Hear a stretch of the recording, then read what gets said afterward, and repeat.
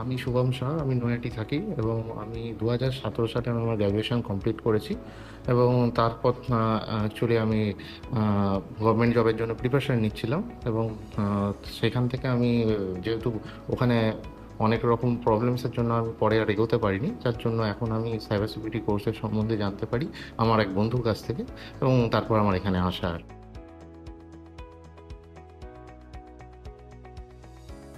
Course আমার খুব ভালোভাবেই চলছে এবং আমি এখানকার স্যারেরা আমার খুব ভালো লাগে, স্যারেদের বোঝানো এবং সমস্ত কিছুই স্যারেরা খুব ভালোভাবে কোঅপারেট করে আমাদের সাথে।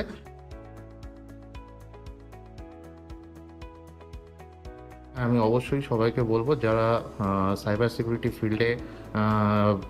নিজের কেরিয়ার গ্রো করতে চায় তারা অবশ্যই ডাটা স্পেস একাডেমিতে এসে কন্ট্যাক্ট করতে পারে।